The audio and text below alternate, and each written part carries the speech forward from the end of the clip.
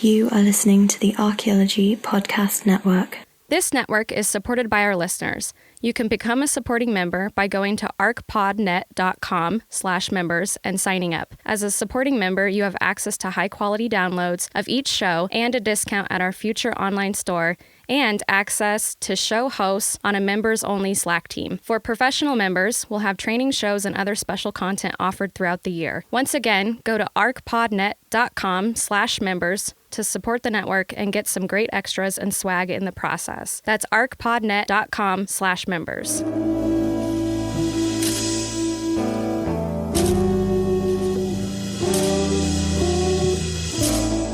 Hello and welcome to the CRM Archaeology Podcast, episode 115 for July 19th, 2017. I'm your host, Chris Webster, and on today's show, we're going to talk about cultural resources management in the mining industry.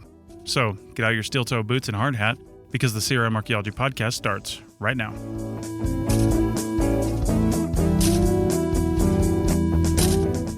Welcome to the show, everyone. Joining me today are Richie Cruz again and Jenny Hildebrand. Hi. And for the first time ever on the Archaeology Podcast Network, we've got three people, quote, in studio. So we'll see how this works. I think I've got the levels set right. Hopefully this doesn't all go to hell like the last podcast did. I don't know if Richie heard it. The first segment was completely lost because we recorded over it. So I think I've got it nailed now, and we're getting this new Reno Collective podcast studio thing dialed in. And we've actually got a new mixer coming in on Monday, which we should have had for a couple of weeks by the time you hear this. So, but in the meantime, you know, Jenny just came back into town, and I follow her on Facebook, and she recorded the promo you heard at the beginning of this show. And so I said, hey, you've done some really cool things in mining and CRM, and we haven't really talked about mining as like a special topic in CRM ever, I don't think. We mention it occasionally, but it's such a huge thing out here in the west, west of the Rockies. And I'd be interested to hear how mining is impacting CRM on the East Coast, but you never hear anybody talking about it. There's still mining out there. But anyway, we'll get into that. So anyway, let me first introduce Jenny. Jenny, how's it going? Great. How are you? Good. So why don't you just tell us a little bit about yourself and, your sign. Your life story. Awesome. Well, thanks for that introduction, Chris. I got into anthropology when I was a student in Indiana. So I went to Indiana State University and ended up getting a CRM job working on mine sites actually out in Nevada. And ended up getting my master's degree from the University of Nebraska, and then just kept coming back out to Nevada. The West just kept, bringing me back out. Wasn't the pay? The pay helped. Yes, the pay did help. But yeah, so the majority of my archaeology experience within CRM has been working for companies doing mining archaeology. And how did you fall into mining? That seems like kind of a weird niche to fall into. There's so many other things out here too. Like what just kind of, did you get drawn into mining? Did you really like the whole concept of it? Or did that just kind of how your career fell together? I did. I mean, I definitely fell for it in the beginning. I think some of it was luck. Mm-hmm.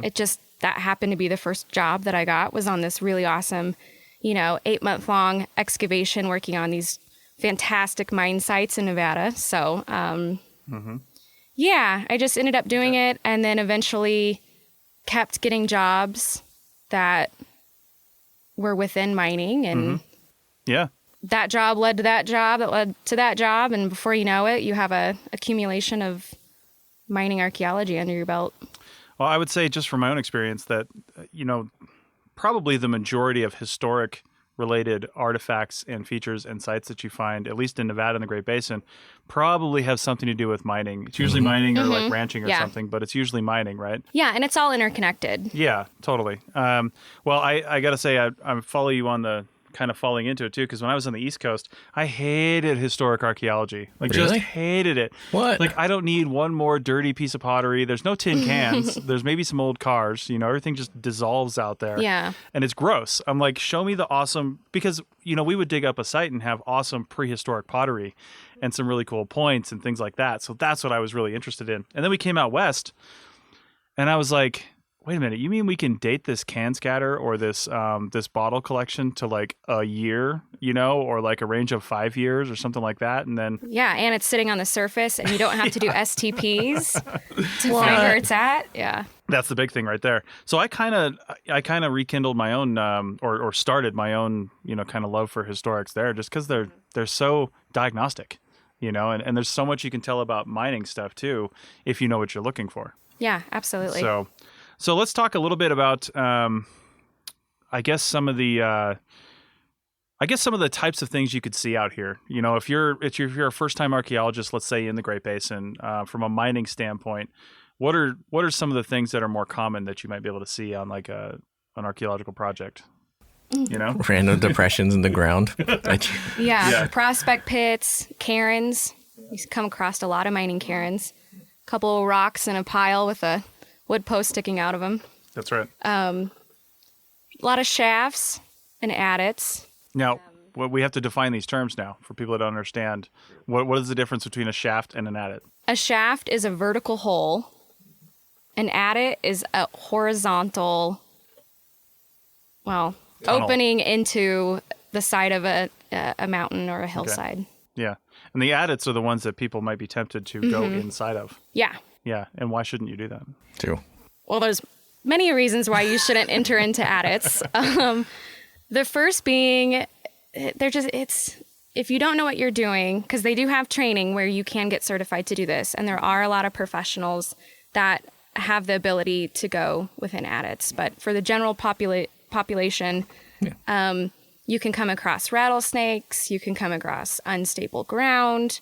A lot of times there'll just be a piece of plywood over a shaft, and you could fall into a shaft inside an adit. Sometimes there's boxes of explosive dynamite that might not have been touched for 50 years. Wow. That, could be very unstable. Yeah. You can get bad air, and a lot of times that's what gets people is the bad air, because that's something that you can't see.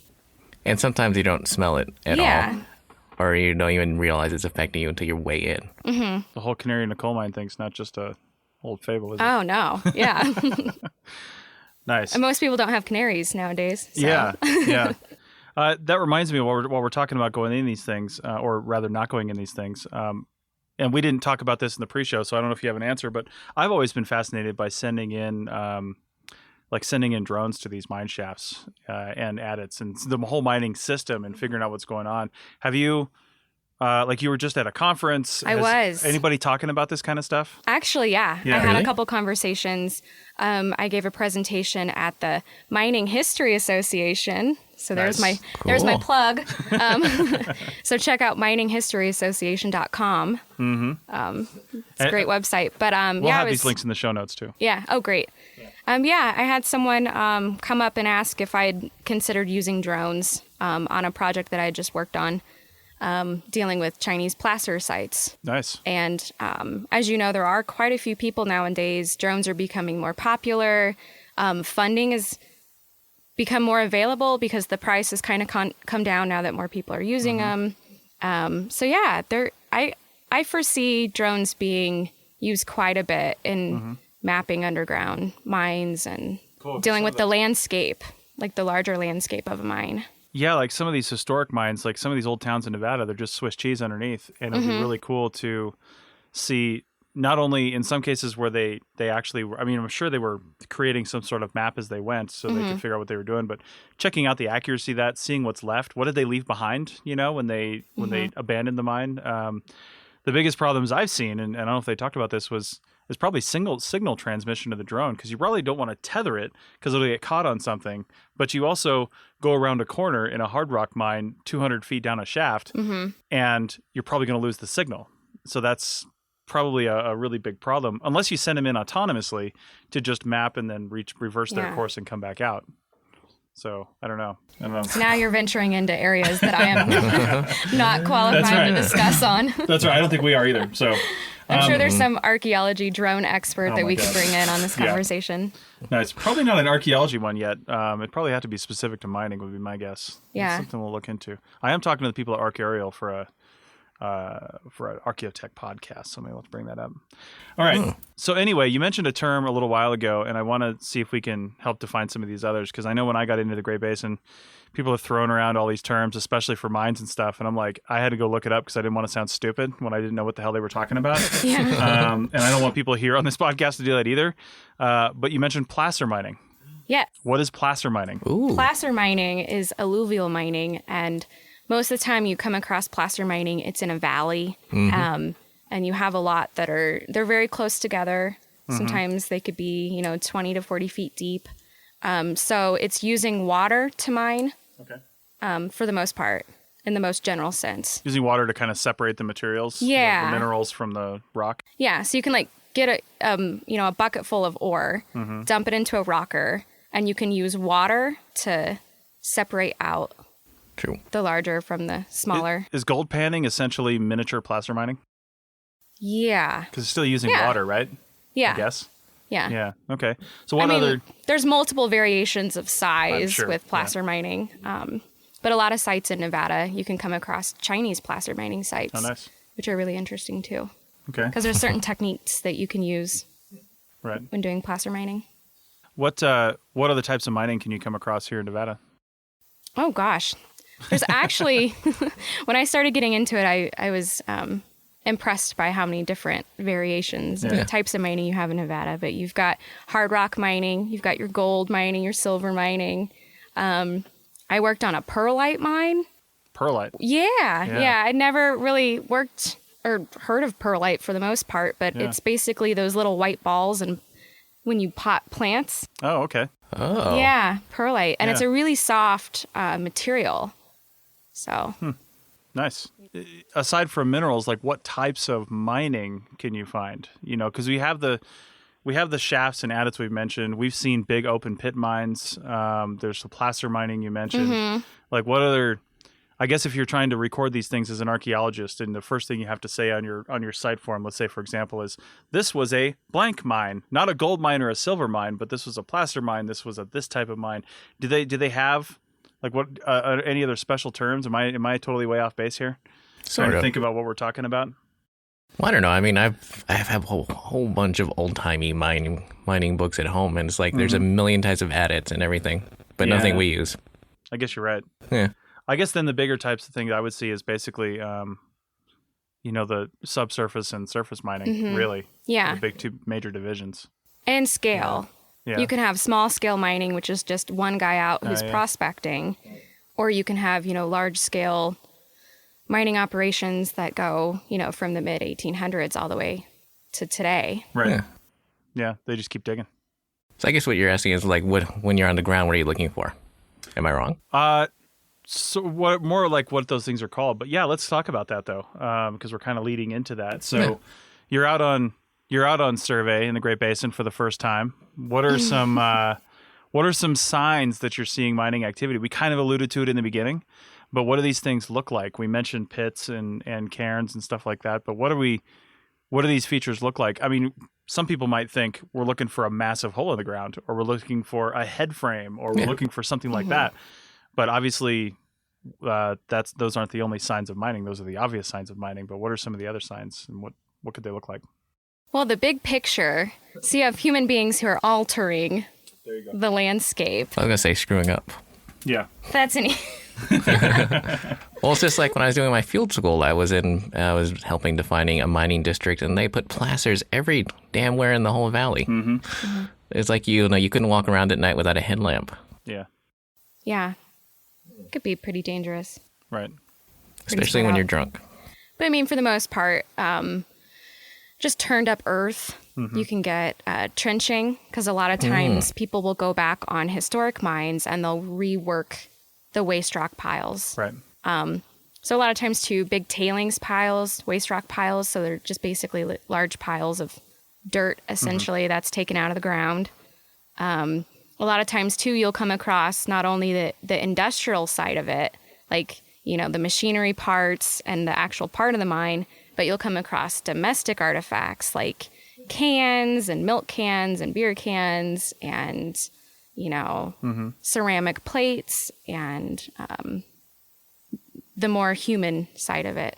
Yeah, because back in the day, these places were pretty remote. Yeah. Now we can probably drive to a lot of them. But back in the day, they had to stay out there for who knows how long. And Yeah, a lot of people. people lived, you know, Yeah. that's why you find all those really awesome ghost towns that are right next to old mining operations. Well, one thing I always liked is you can often tell the prosperity of a mine, not just by its size, because sometimes the mine's physical expression on the surface, especially if it's shafts and things, might not be visibly prosperous with size. You might just have a few buildings and stuff, but you look at the tin can assemblage that might be there, and you start seeing like Ghirardelli chocolate and some other stuff, and it might be like Champagne bottles, Right. and oysters, Harringtons. Yeah, they Yeah. were making some money out at that mine. Yeah. Oh, Nice. and you should definitely get used to identifying milk cans Oh my God. and coffee cans. Yeah.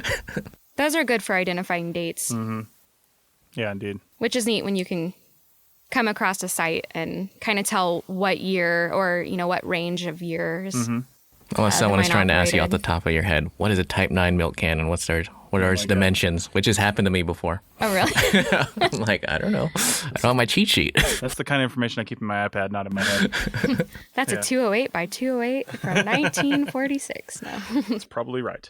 Another thing that's cool about these historic mines is, and maybe you can, I don't know how much you know about this, but maybe you can talk about it a little bit. I know there was a time period in the early 1900s, and I might be wrong on this, where there was like a law or regulation that they had to come out and prove their claim, I think they called it. So that's why we have a lot of prospect pits. If there was no activity on the claim for a certain period of time, then you lost it. Somebody else could come and just take it over, which is why sometimes there's, like I worked with a company down in Tonopah, and there was a whole mining district down there, but away from the real mining where we had actual structures and head frames and shafts and mountains and things like that, back down in the valley where the edges of these claims were, there were just prospect pits and cairns, because all they were doing, they would put up a cairn and a pile of rocks with a post, and sometimes the mining papers are inside, like the claim papers are inside the little tobacco tin. Yeah. And then a shallow pit, and you're like on a plane. What the hell are you going to find here? They're not going to find anything. They dug that shallow pit so they could show that they were there, that there was activity on the mine. Have you ever heard about that? Yeah. Sometimes, you do have to, there are time constraints. Yeah. And you do have to keep working on things. I mean, you can get a whole book on mining laws, you know, within Nevada and within the United States. It's really fascinating. Oh, really? Actually. Yeah. I've been into that room in, where is it, in the City Hall in Goldfield or something, where they've got all those claim books. Have you ever seen that? We did some research City back there Hall one in time. Goldfield. I don't want to know. I don't know if it's a city hall. Maybe it's a museum, but it's in Goldfield. Okay. And they've just got these ridiculously old, massive tomes that you just go look at the old claims and stuff in. It's just crazy. Yeah. So, all right. Well, we're pretty close to a break, so let's go ahead and take that now. And then when we come back, we'll grill Jenny on some more questions about mining. Oh, goodness. Hey everyone, here's a new program from Simon Fraser University in Vancouver, BC. SFU Archaeology's professional HRM graduate program exists to train the next generation of leaders in the diverse and dynamic CRM industry. Taught by and for CRM professionals, each of their 4 online courses delves into a key dimension of CRM: law and policy, ethics and practice, business management, and research design and methods. The MA thesis requirements meet RPA standards and your interest in unlimited career advancement. Check them out online at SFU HRM Archaeology. Spots are filling up for next fall's cohort, so apply today. All right, we're back. So as we mentioned at the beginning, Jenny, you went to the Mining History Association conference in Anchorage? Yes. Or Fairbanks? Fairbanks. So Yeah. you went through Alaska. Anchorage. Yeah. Yeah. I was following the journey on your Facebook page.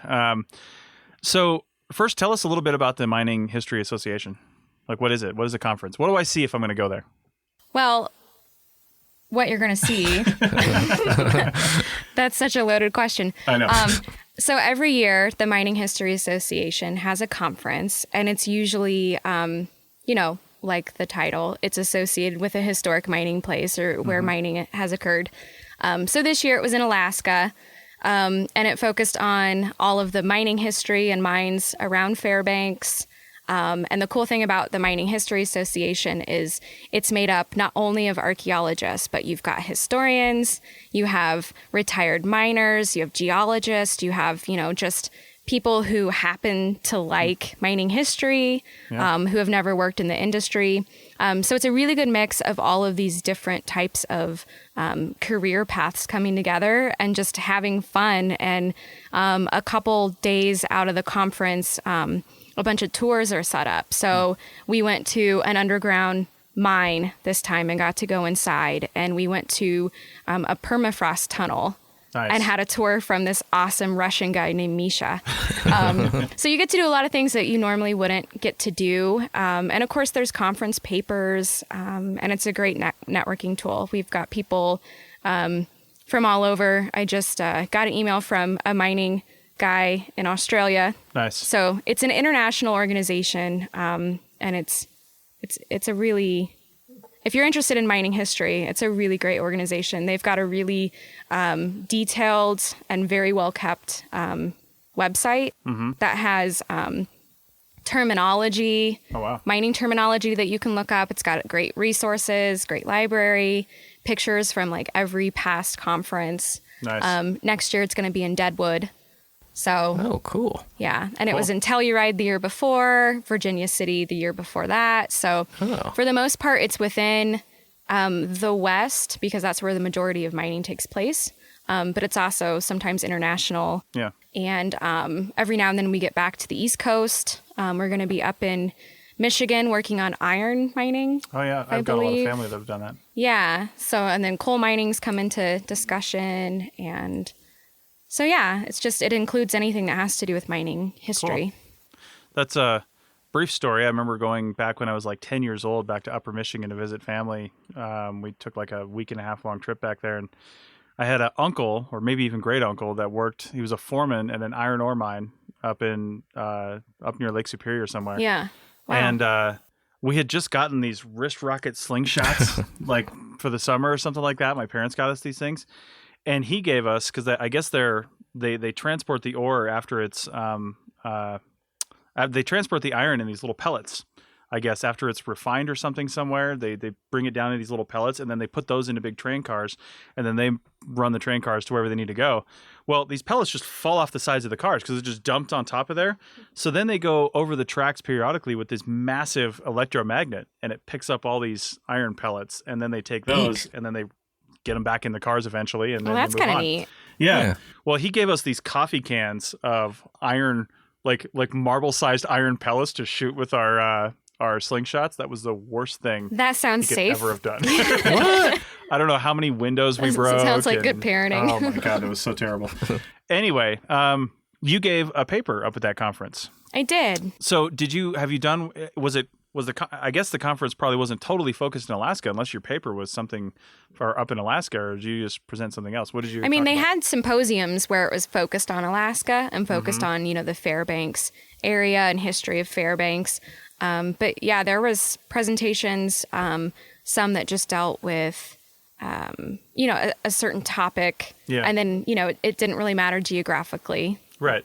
Just whatever was applicable to that topic. Okay. But so there's a good wide range of, So I don't presentations. Know if sometimes I know archaeology papers can be sensitive with locations and clients and stuff like that. Are you able to mention what your paper was about?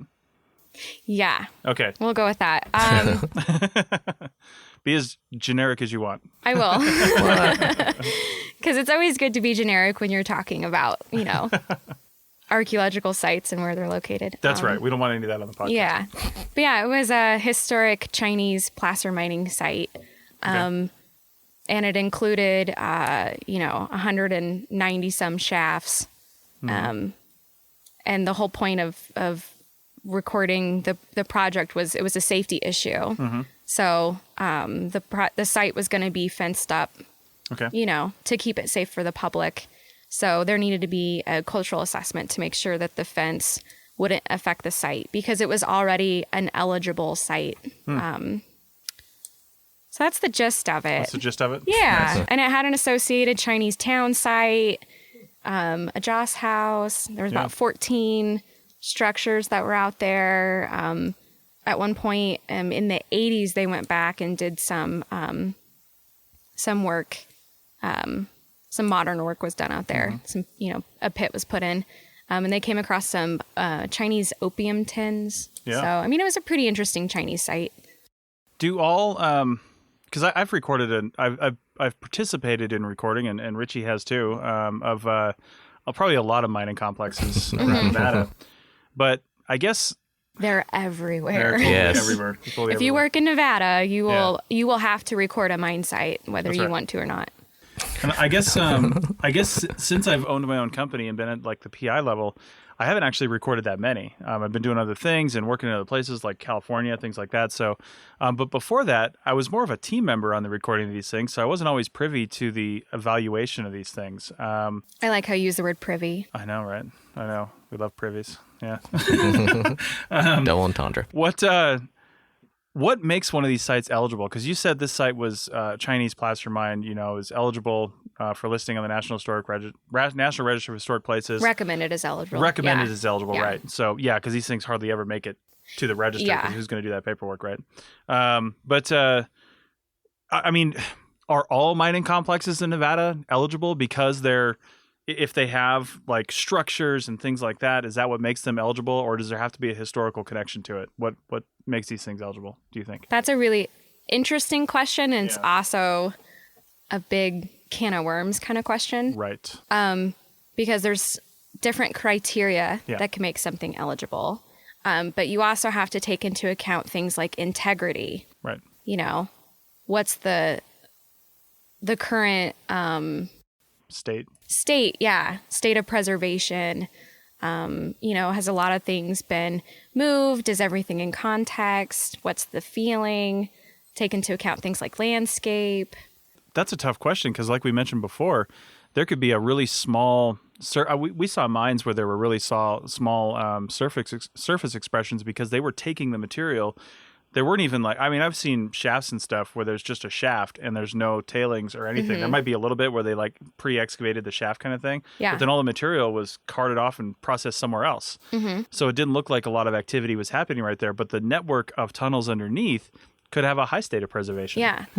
Or Mark Twain could have excavated that shaft. Right? And then you have, the connection with a very important Yeah. historical figure. I mean, Yeah. obviously it's a far fetch. Sure. Yeah. He had his hand in some of those, though. didn't he? Yeah, He stayed in yeah. Virginia City for quite a while. Yeah. But a lot of it too is, what information can you get out of the mine site that you're working Yeah. on or the archaeological site that you're on? Okay.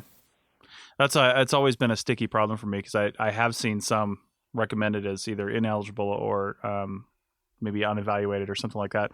I think unevaluated would probably be a more apt thing to say, especially if you've got a subsurface component that you have no way of checking out, because that could be a pretty amazing thing down there. True. I'm just thinking about too, I've worked on a couple just a couple weeks ago on a modern mine site from a massive company. And I know just from talking to some of the people there, I mean, these guys go down into these subsurface areas and there's, they're like buildings. You feel like you're in a building, there's big rooms down there. They eat lunch down there. Their changing rooms are down there. And they've got the dirty shafts that you're probably used to, but they've also got well lit, nice areas. And I'm thinking, man, 500 years from now, we see one of these things. I mean, that's a whole crazy site down there. And I don't know how they. Well, bomb shelters, Yeah, well, there fallout you shelters. go. Yeah, that's what it's going to I be. mean, I'm sure there's a lot of different things you can use New that hipster for. living areas. Yeah, that's what I'm thinking. The cool thing is, though, a lot of historic mines that have really interesting underground workings have really cool old maps associated with them that you Yeah. can get. So sometimes you can see, the shaft network. the worm network underneath Yeah, cool. in a lot of historic maps. So That's really neat. historic research is going to tell you the big chunk of, you have what you see on the ground, but most of that's going to be supported Yeah. with historic documents. Okay. Cool. Well, let's What do you think, Richie? You can add to that. Well, I don't know. I was just thinking about all the structures. I don't know. You just brought up in my mind like the ore bins and the head frames and the workshops and the blacksmith stuff that you can still find. Sort of. Blacksmiths and head frames are two very common right. things. And those are kind of the coolest and most fun part of recording a site. Yeah. Like the Finding anvils. intact, like blacksmith workshop Yeah. or, because, head frames are such a huge part of the landscape. You can see them from far away. And I was also thinking about job security. 500 years from now, someone's like excavating all the way down. My God. oh, that'd take you forever. I know. See? You know what? Another thing I noticed too, to keep in mind on mine sites too, is that a lot of these areas, there's a lot of wood involved and resources and things like that, just to keep it going with the buildings and the the support structures and stuff. Which is another thing that can make these old shafts and adits dangerous, because a lot of this stuff was cannibalized for other projects, right? Yeah. So if they had the ability to remove all these things and use it somewhere else, that might be another reason why there isn't a large surface expression, because it's all just been taken away. I mean, how many times have we seen a site where it's just, like a rock outline of where a building used to be Yeah. with maybe some window glass? Yeah. I mean, if you're in the middle of nowhere, you're going to reuse, Yeah. that shack that isn't being used anymore. You're going to use that for firewood or, Yeah. scrap Or another building. metal or another building. Yeah. Yeah. I mean, there's places down, there was that whole town down near Beatty. Didn't we work down there, Richie, where they moved the entire town? It was out near where we were working for that What do you mean? unnamed company. Oh, what, bullfrog? No, it was near there though, but I wasn't on that project, but it was another thing. I can't remember what it was, but they moved the entire town. Like they just picked up, it was a small town that was built up around a mining community, and the boom was gone for whatever reason. And they just picked it up and moved the buildings. So that can happen as well. I mean, there's places where, there's been 30,000, 50,000 people that once resided there. Yeah. And you go Crazy. today and you And it's literally Tonopah. do not see anything. Yeah. Well, no, not even that. You can go and there's no remnants Right. that a town used to exist there. Oh, like rawhide. Rawhide Rawhide might be and then Rhyolite, Nevada, out near Death Valley. That place is crazy. Yeah. There's a lot of... Yeah.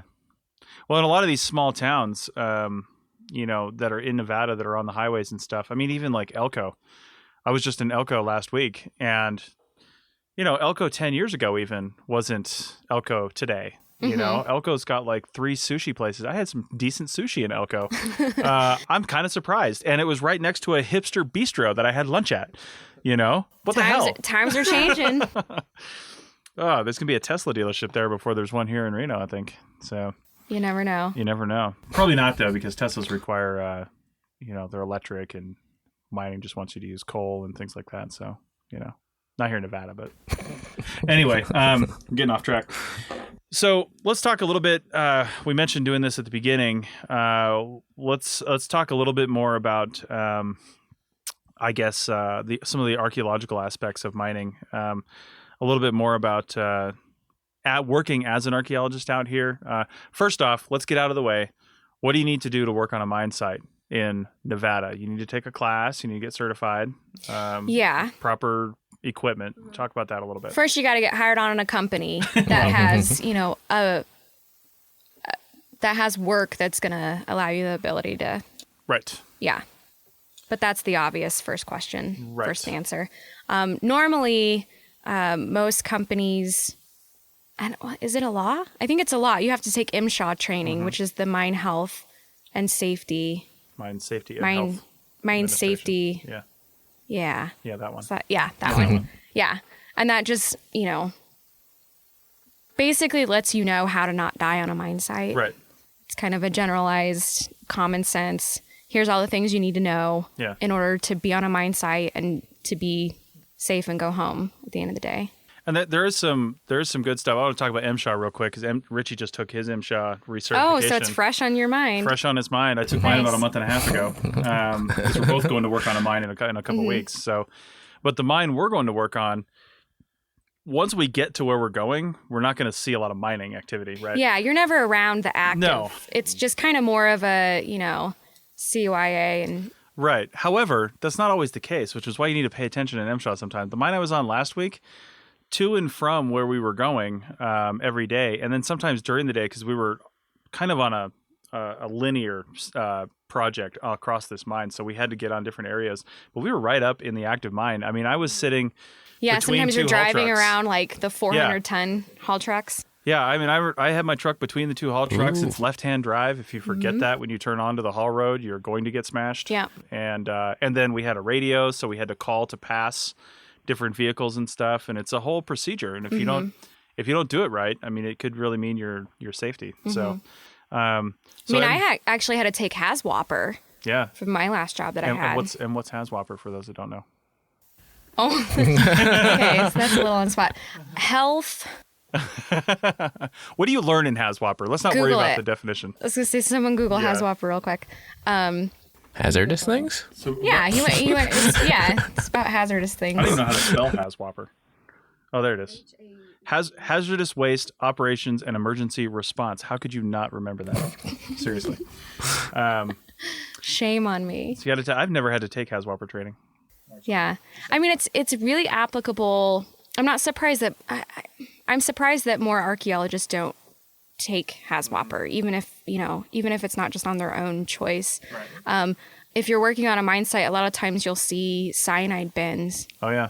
Or environmentally questionable materials that you might not know. What is that oozing thing coming out of that tin over there? Oh, that's asbestos. Or listen, pro tip: if it's oozing, don't touch it. Yeah. But I mean, like archaeologists in Nevada and within the Great Basin work on mercury mines a lot. Yeah. If you aren't familiar with the process of recording a mercury retort, HasWhopper kind of helps you realize, what not to touch.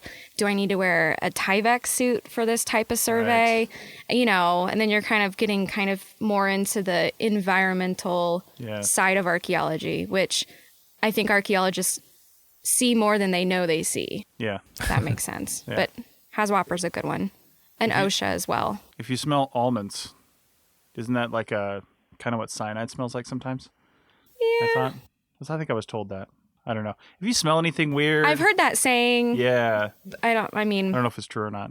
I didn't really smell almonds, but generally if it's powdery or oozing or in stick form, don't touch it. Mm-hmm. Yeah, on a mine.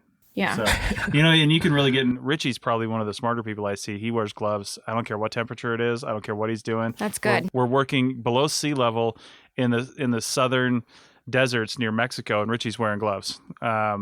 Crazy man, but smart. Well, I mean, we eat food, we drink water, we do all this stuff in the field, and it's not like you have access to, a sink. Yeah. Well, it's like we were working out, what was it, Battle Mountain? Yeah. And someone dropped their chip on the ground, and it's very alkali, and he was out to pick it up and eat it. 5-second rule. 5 second. My God. I mean, a lot of it's common sense, but if you don't have the training and if you don't have sometimes you just don't think about stuff like that. Right.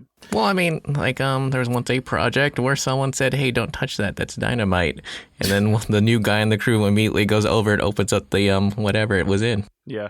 Oh, that's horrible. Yeah. That's bad. That happens. Which is why he probably isn't like dynamite. Because there's professionals that actually get called in to detonate that stuff. Oh, you know about that, Chris, wouldn't you? Oh, yeah. Yeah. Oh, yeah. For sure. All right. Well, we're at our second break, so let's take a break real quick, and then we'll come back in the third segment and talk about more ways you can die in Nevada. This episode of the CRM Archaeology Podcast is made possible by Codify Incorporated. Codify is a California benefit corporation that can help you with your digital archaeological needs. Visit codify.com today to find out how Codify can help you go paperless in 2017. That's www.codify.com. Now back to the show. All right, so we're back for segment 3, the final segment. We're going to wrap this up. We'd started talking, this is the audience for this show is obviously mostly CRM archaeologists. So, and this is for people, I'm kind of intending this a little bit for people that don't know anything about mining and for people that want to maybe come work in the Great Basin at some point, or maybe, it's the beginning of the field season and kind of getting into the middle by the time this has come out. I guess July is kind of the middle, first third maybe, depending on where you're working. And I'll give one slight pro tip that we kind of alluded to before. MSHA class. I've seen a fair number of job postings where, especially when you're hot and heavy in the middle of the field season, where it lists MSHA as a requirement. Mm-hmm. And they might not want to pay to send you to MSHA class, right? So if you come with an MSHA certification to your job, you're a step ahead of people who didn't. It might be the thing that pushes you over the top. You can pay to go take an MSHA class. If you're not current, you can take the free refresher in Carson City, Nevada. It's 8 hours and it's free, and you just have to book your time like 2 months ahead of time, but or a month maybe. But if you can find a place to get an MSHA class, you can do that ahead of time without going to your company first. And then, because that almost got my wife and I out of our first company. We were coming from the East Coast. We didn't even know what MSHA stood for, or had never heard of it before in our lives. But the first thing they did was send us to MSHA because we needed it to work on the project. Yeah. So, I mean, every company I've ever worked for has paid for my MSHA training. The issue is when you get laid off or you move to a different state or a different, like you said, moving, or if you just move to a different company, if you have periods of unemployment or vacation time and you let it lapse, then you have to, it's harder to retake the full 24 hours if you let it lapse versus just the 8-hour refresher. Right. If you want to know a secret tip that I know works in Nevada, just send me an email and I'll let you know, because I won't say it on the air. But anyway, now you just ruined it. I know. Let's talk. I have no idea what you're talking about. You'll find out later. Let's talk a little bit more about safety. What is some equipment that you should probably own that your company might not provide you if you're going to get working on a mine site here in Nevada? Steel-toed boots or composite boots. Yeah, comfortable steel-toe boots. You could be putting 10 miles a day on these things. So don't. Yeah. The traditional work steel-toe boots that, I mean, they might just not be. They just might not be good for hiking. I have Red Wing hiking boots. They make good hiking boots that are steel-toed. Yeah. And I have Red Wing composite. Boots. Yeah. And those are definitely harder. Like we were talking about earlier, they're definitely harder to walk in. Yeah. Because those are the whole flank of the shoe. Right. Yeah. Is composite.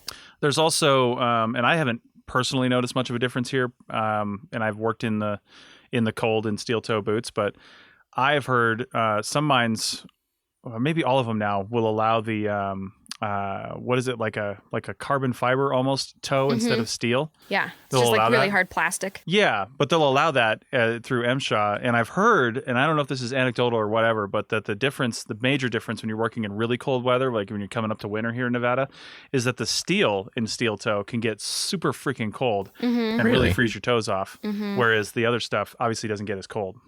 Interesting. So that might be something to think about. I don't know. Well, I've got separate boots for winter that have steel toes in them. Yeah. Muck boots. Yeah. And you've never had frozen feet? No, they're muck boots. Yeah. Well, there you go. So what else should you get for personal protective equipment? PPE. Yeah. Hard hats. Hard hats. And make sure you get the ones that are required for the project, because I was once on a crazy project where this company decided that you needed foam-lined hard hats. Foam-lined? Oh. Yeah, this is what I was working on in a very controversial pipeline that everyone hated. Not the... Wait, I was about to say the name. Yeah. The actual name. Yeah. Most places, though, will provide you with hard hats, right? I've will. never had to provide my own. So along with hard hats, though, is a vest, which also might be provided for you. But I'll give another tip. Yes. You're going to say it. Go ahead, Jenny. Well, I don't know. I don't know if I was going to say... No, just say what you were going to say, because I see the look on your face. I was going to say, get your own vest. Yes. One that's comfortable, one that fits you. Yeah. And, just... You're responsible for your own safety. And even though companies provide you with things, especially in hunting season. I've worked on projects that had nothing to do with mines. Yeah. But it's hunting season. Like back in Indiana and Kentucky. Right. Yeah, me too. And you want to have one even if it's not required. Because it's just good to be visible. Plus, not even just in hunting season, which is a good tip. Working back east, especially, I've always worn a vest. Always worn a vest. Even if you're working in like a forested area, it might be easier to actually see your crew members. Yeah. If they're wearing a vest, and even out here in Nevada. Like, for example, just a few weeks ago, I was out on a project and the person I was with, she was a ways away because we were separated. But the only reason we could see each other, I mean, on the small dot on the horizon. Because you were glowing. Because we were glowing orange on the green background, right? And it should be a brown background, but not the winter and spring we've had here.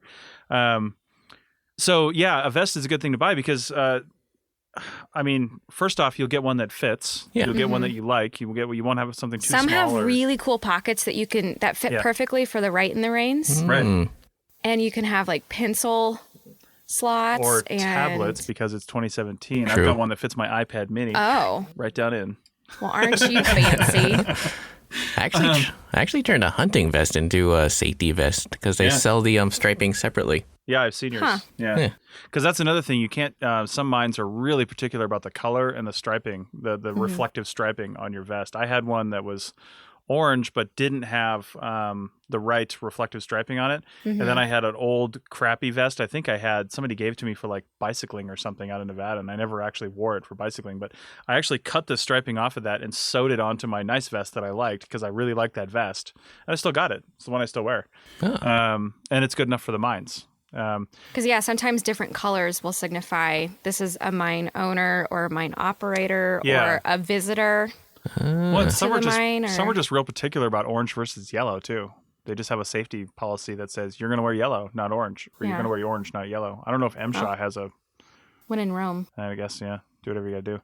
And some companies you might not be able to wear your own vest, because if you're out monitoring, they have a special vest. They might especially if you're like a project manager, you're a full-time employee, they might have one branded with their stuff on the back and send you out to monitor. Oh, the company logo. The company logo, yeah, something like that. So, but that will likely be your vest, and nobody else is going to wear that. What we're talking about is you're a field tech on a crew, and they just open the Rubbermaid bin that wafts fumes out when they open the vest bin, and it's just like never been washed. they're like $5, and they don't take up much space in your pack. You can get a brand new, even that meshing. Yeah. Just throw one in your pack. Right.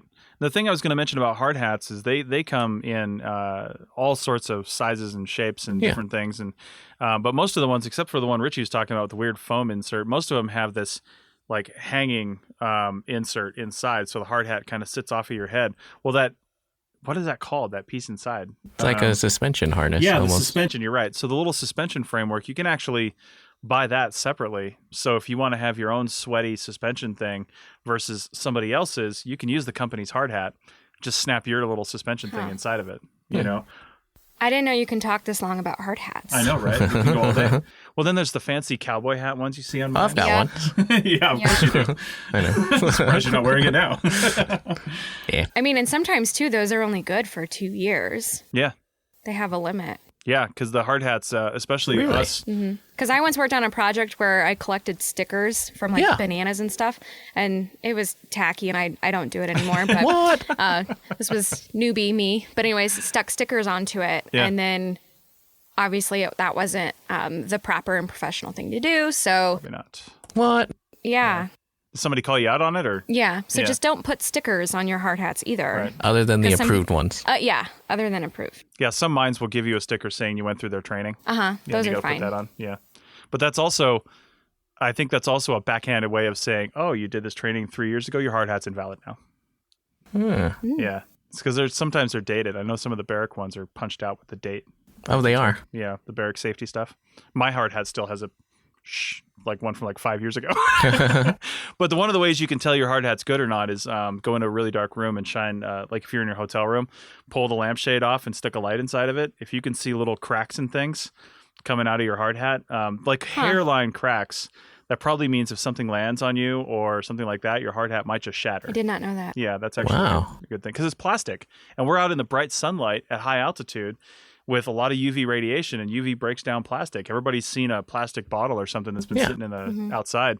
It's no different than your hard hat, and it will break down and then shatter like an eggshell if something hits it, and then go right through to your skull. Yeah, but some of those stickers are like a mark of honor. I know. Well, take your hard hat, put it on the wall next to your line of hard hats for your career. and buy I've yourself only a had new to one. use the hard. There's only been 2 times in my career where I've gone, ooh, thank God I had a hard hat on. Yeah. Have you guys had any of those experiences? Most of the time, the only experience that I've had where I was glad I did that is because I hit something with my head because the hard hat was on. Like it was too high. Like walking through the trees and you run into a branch. I think the only piece of equipment I was glad I had when I had an accident was my hydration bladder. Yeah. Ow. I fell off a rock and came down on a very pointy boulder. Ouch. Right on it. Did it puncture it? Yeah, but it didn't puncture your back. No. Nice. And I was at a radio range. Oh my God. I've hit my head plenty of times with a biking helmet on as I've been crashed or hit by cars and things like that. but never my hard hat. We're just not often in areas where we really need the hard hat, although we're on mine property, so we have to wear it. You know, we're always out in areas before they're mining. So I've never been. Have you? I mean, have you? You said you had, right? Yeah. Well, the first time where I was happy that I wore a hard hat was I was excavating, and this was on a mine site. And there was someone that was that had their shovel, and they were digging next to me, and they turned around, and the back end of the shovel, just like smacked me right in the center of my head, and it made like a ting on my hard hat. I was like, "Ooh, good thing I was wearing that." Nice. Yep. Second time? Second time, I was walking through the woods, and you know how like when you walk through the woods and you move trees and branches and then they like smack back? Yeah. I had a big branch smack back and hit my hard hat, knocked it off. Oh. Good thing you're wearing a hard hat. Yeah. Yeah. They're good. All right. Well, Oof. that's it for the hard hat show. I don't know. We're going to talk. Do we next have any week. hard hat jokes or hard hat songs? Well, just to entice the listener, what are we going to talk about next week on This Week in Hard Hats? What are we? This Week in Hard Hats, cowboy hard hats. That's what I think we should go to because there's such variation. But I see those brown Pink ones. Yeah, pink ones. You see those very, very like girly hard hats. Oh yeah. Ooh. Yeah. A Yep. lot of variation. Wait, but the brown ones, aren't those the lightweight ones? Yeah, but they're like $70 or more. I've seen those before. Yeah. Those kind of brown wood grain looking ones. Yeah. Those are pricey. I don't understand why you spend so much on those because they do have a limited lifespan at the same time. You know, of course, it is your head. If you got to spend $70 a year to protect your head, that's not too bad. Some So, people just like to be more stylish. True. I guess so. Hey, let's talk in the last 5 minutes a little more about mining. How about that? Okay. Yeah. I mean, is there anything we haven't talked about maybe working as an archaeologist on a historic mine site that people should keep an eye out for, or some recording methods or anything that's just come into your brain that you want to mention to our archaeological audience? Yeah. In a nutshell, there's some good basic books that you can get. That's good. So there are like introduction books to mining archaeology. And there's, let's see here. Even if you look at the IMAX handbook, it's got a lot of basic archaeology, mining related things with artifacts and with buildings and stuff.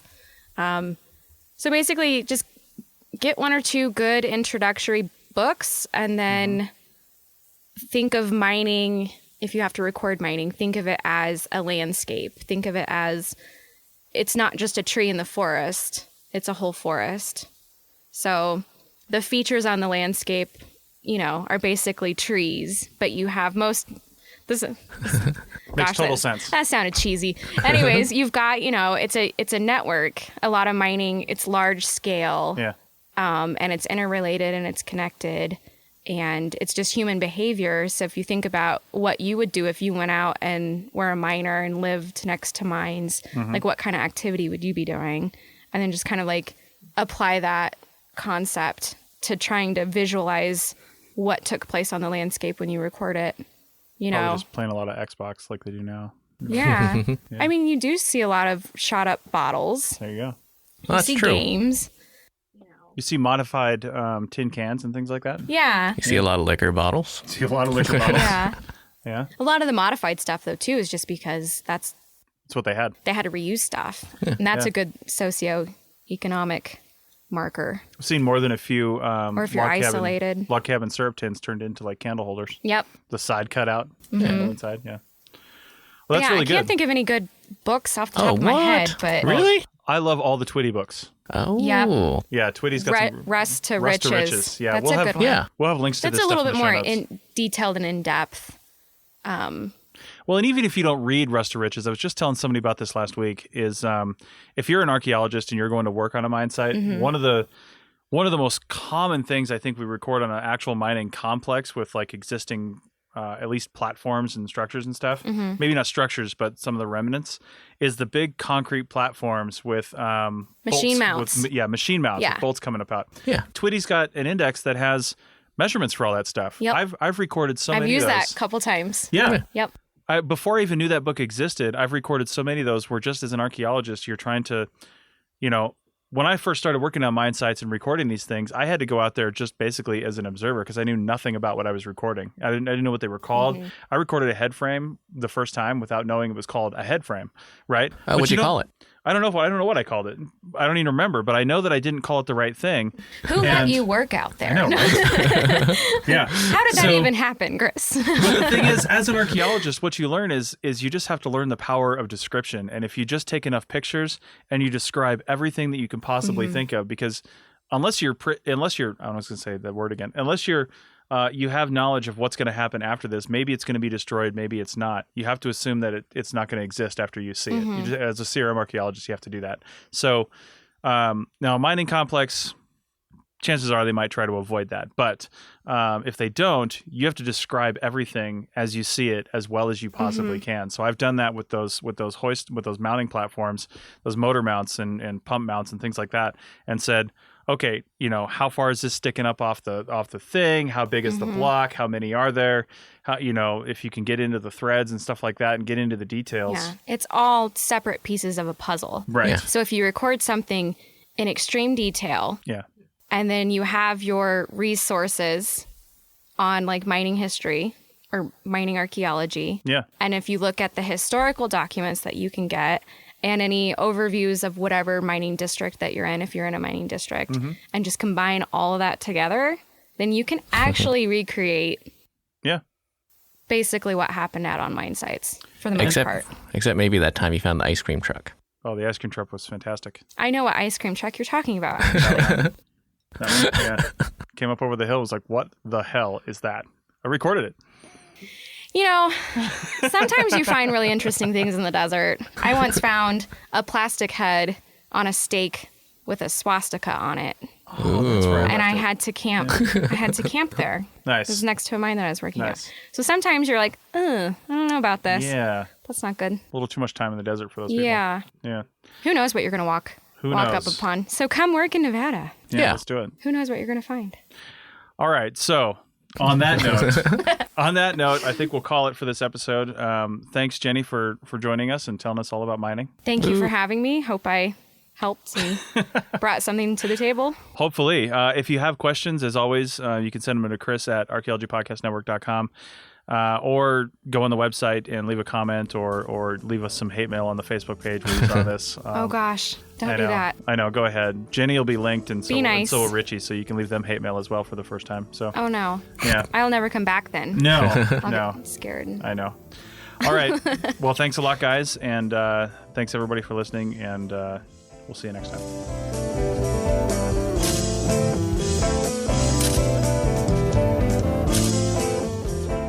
That's it for another episode of the CRM Archaeology Podcast. Links to some of the items mentioned on the show are in the show notes for this podcast, which can be found at www.archaeologypodcastnetwork.com/CRM Arc Podcast. If you like the show and want to comment, please do. You can leave comments about this or any other episode on the website or on the iTunes page for the episode. You can also email me at chris@archaeologypodcastnetwork.com or use the contact form on the podcast webpage. If you'd like us to answer a question on a future episode, email us. Use the contact form on the website or tweet your questions with the hashtag CRMArcPodcast, or you can tag @ArcPodNet in your tweet. Please share the link to the show wherever you saw it. If you share CRM archaeology related items on Twitter or Facebook or anywhere else for that matter, be sure to use the hashtag CRMArc so the community can see and comment. If you'd like to subscribe to this podcast, you can do so on iTunes or on Stitcher Radio. You can also type the name of the podcast into your favorite podcasting app and subscribe that way. Don't forget to go over to iTunes and leave a review of the show. It helps us get noticed so more people can find our podcast and benefit from the content. Also, send us show suggestions and interview suggestions. We want this to be a resource for field technicians everywhere, and we want to know what you want to know about. Also, please consider donating to the Archaeology Podcast Network. Your donations help fund our bandwidth and contribute to our editing costs. Thanks to everyone for joining me this week. Thanks also to the listeners for tuning in, and we'll see you in the field. Goodbye. Bye. All right. Bye, everyone. Very well.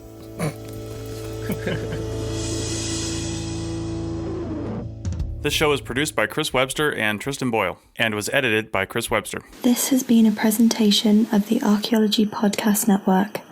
Visit us on the web for show notes and other podcasts at www.archaeologypodcastnetwork.com. Contact us at chris@archaeologypodcastnetwork.com. Thanks again for listening to this episode and for supporting the Archaeology Podcast Network. If you want these shows to keep going, consider becoming a member for just $7.99 US a month. That's cheaper than a venti quad eggnog latte. Go to arcpodnet.com/members for more info.